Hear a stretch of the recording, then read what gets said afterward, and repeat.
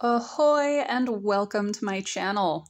So I actually got a request on how to tune the LingTing Chromatic Kalimba.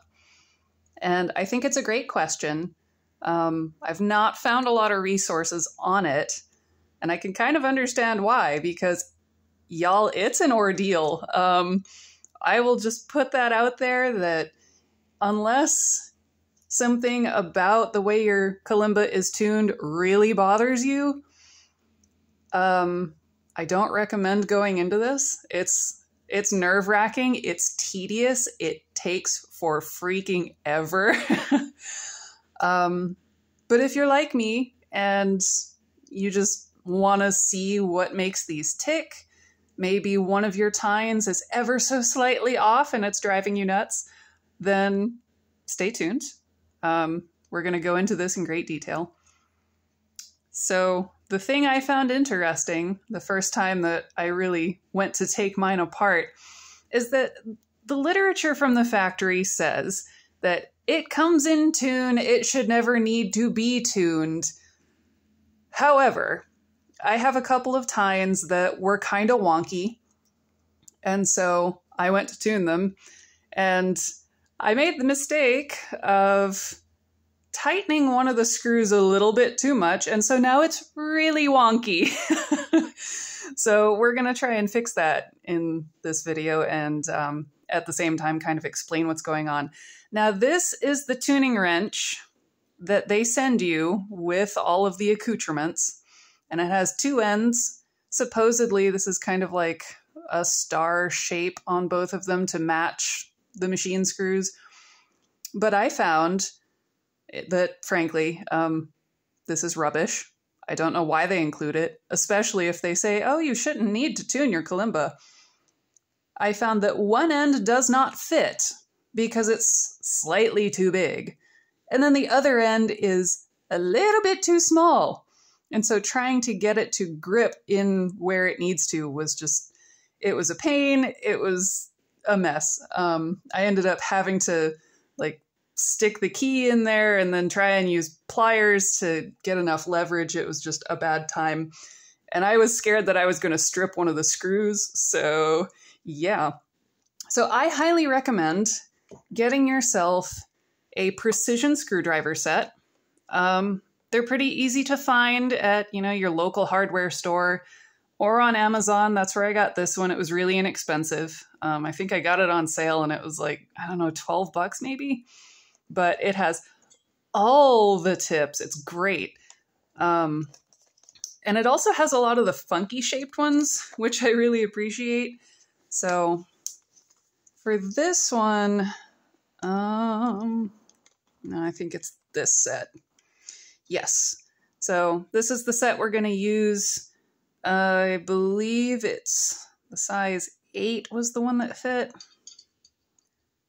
Yes. So for me, it was the T8 that worked. I would assume that it's the same across the kalimbas, but I don't know. Maybe your mileage may vary. But the nice thing about this screwdriver in particular is it just has so many options, and the tip is magnetic. So handy. So yeah, a couple of recommendations. One, go slowly. Take your time.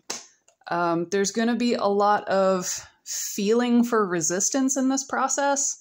And the last thing you want to do is strip one of these screws because, frankly, I don't know the first thing about getting a replacement. Another thing, I highly, highly recommend that as you go through taking out these tines, you set them down somewhere in the order that you took them out in. Yes, you could line them up later and figure out which one goes where, but I mean, why? Why stress yourself out? So yeah, something to bear in mind is that the way that this is constructed, this is a solid piece of metal. And on the end, you've got all of these little slots that are machined in there. And so the way the tines are held in is they slide through that hole, and then the machine screw pinches down on it to keep it in place. Now, the way this is going to differ from your typical, hammered type kalimba tuning is that you have to kind of preempt the amount that tension from the screw is going to change the tuning. So you can't expect to get this all in place and then, oh, great, let's tighten it up. It's going to throw your note way off, and then you're going to get frustrated. So another thing to keep in mind is that in order to access this lower row, you have to remove the key that's above it. You can't stick the screwdriver down in there. You're not going to be able to access that screw. So that's another reason why this is really tedious and time consuming. And unless you really want to get into it, I don't recommend it. But for those of you like me who are curious or nuts,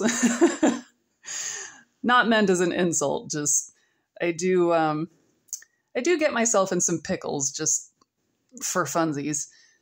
Then let's get into this. So I know that I have a couple of notes that are particularly wonky. So you've got the octave 1, and that's the 1 sharp. But then I believe, there we go. Yeah, those are all wonky. And so they're close enough that when you play them, you get just the wrong sympathetic resonance. But I think I'm going to start with this one. So this is, I put number stickers on here in case, there we go. So this is 7 sharp, which is the same as the 1 octave. So they should be in tune with each other, which, as you heard, they are not. So the way that I have to remember this is righty-tighty, lefty-loosey, in case you've never heard it. But when you put the bit in there, you shouldn't be able to twist it freely. You should eventually meet some resistance. And so what you're going to do, also word of caution, these are tightened by machine at a factory, which means they're going to be really, really, really hard to unscrew the first time. And you have to be careful. Gradually increase your pressure. Like I said earlier, you don't want to strip that screw. So we've got it in there nice and tight, and just little bit, still not loosening. There it goes. All right. So it doesn't take much for this key to start sliding around. And actually, just to show you, like, that comes completely out. So now if I wanted, if I were so inclined, I could also tune that one, because ta-da, now we have access to that screw. I don't think it's that bad, so I'm not going to get into it. But this is where you are going to need your hammer, as well as the screwdriver, and some kind of method of tuning. Now, personally, I use a tuner app. I have one, I think it's called Universal Tuner. I can put a link in the description. It's so sensitive that I actually have to turn off my ceiling fan, or it will not correctly register the note I am trying to tune because it picks up all the ambient noise. But let's try and bring that up so that we have it handy. It's an amazing little free app. It's the best one I've come across. So here we are. Ta-da! Universal Tuner. All right. So this one, it has like guitar mode, it has ukulele mode, it has piano mode. I think this one is chromatic mode. And you can set, gosh, I keep knocking the camera here. So yeah, chromatic mode, and you can set your different tunings. So we are in concert pitch A440, and pretty much that's how I recommend tuning if you're just going for something standard, if you're looking to play this with other instruments. So what we have here, this should be a B. And of course that's off screen.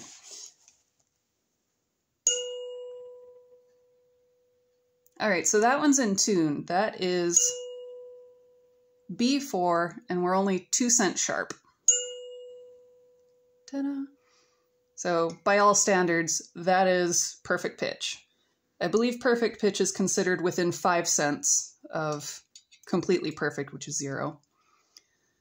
So we want to kind of line that up here, and we're going to tighten the screw just enough so that the tine does not slide around.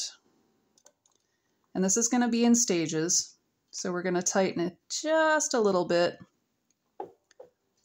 and then we're going to tune it, and then we're going to tighten more, and then we're going to tune it, and that's kind of going to be the process. So what you're going to have to do is you're going to have to tune this flat at first by actually a lot, because like I said at the beginning, as you tighten that screw, it's going to put more pressure on that tine and the pitch is going to go up. So figuring out how much to preempt that is a learning curve. I think for me, I had to be something like 20 cents flat. It was nuts. That didn't even sound. So yes, it does need to be tight enough that you'll actually get a note out of this when you play it.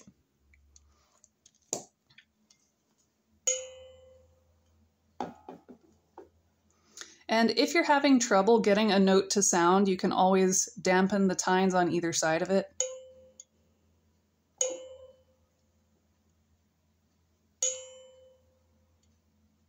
Okay, so it's probably still not tight enough to register cleanly.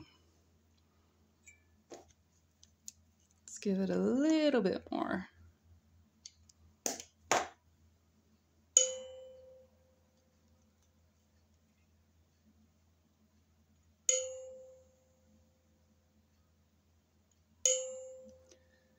Okay, so it's moving around a lot because it's not in there solidly. At the beginning, you can see that it's C5, so it's the octave, the 5th octave. And we're about like 16 or 17 cents sharp. So that's something we can work with. So we're going to tighten this a little bit more.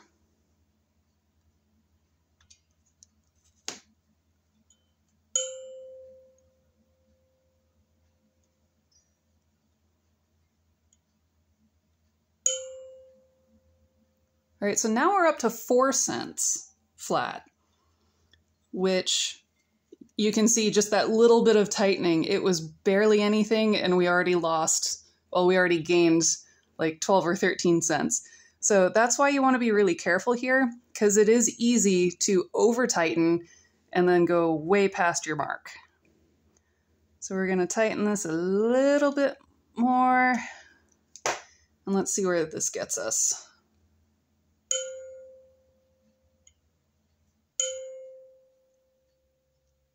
All right. So yeah, we're pretty much right on with that. And you know what? I will take a couple cents either way. I'm not going to be splitting hairs here because, yeah, I don't feel like getting that nuts. So if you want to compare, if you hit the 1 here, your first octave up, that is the same note. They should be exactly in tune.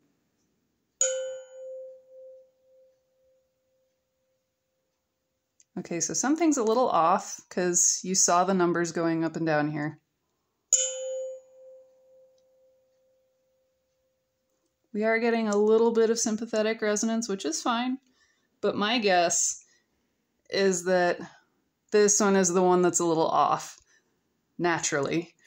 So I'm not going to go into that this video, just to kind of keep it a little bit short, but what I would have to do is remove this tine so that I could loosen that one ever so slightly. And I also didn't get to it either because we just got kind of lucky with this one tine.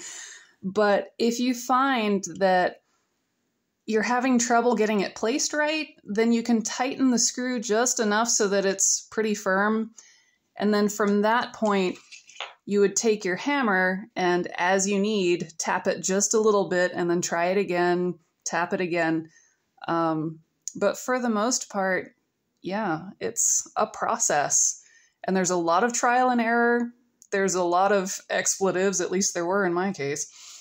And like I said, if you're going to take the whole thing apart, I recommend getting a cloth or, I don't know, a paper towel, something, and setting these down in the exact order that you took them out in so that you don't have to try and remember where they go.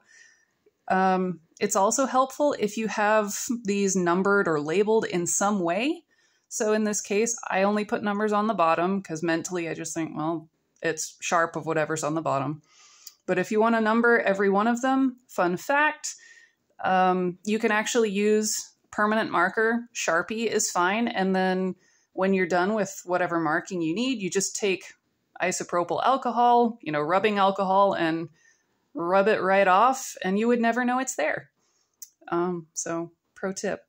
So I wish you the best of luck in your tuning adventures. And if you have any questions, need some troubleshooting, just, I don't know, put a comment down below and yeah, let's see if we can get your problem worked out. But I wish you luck and I hope this video finds you well. All right, take care.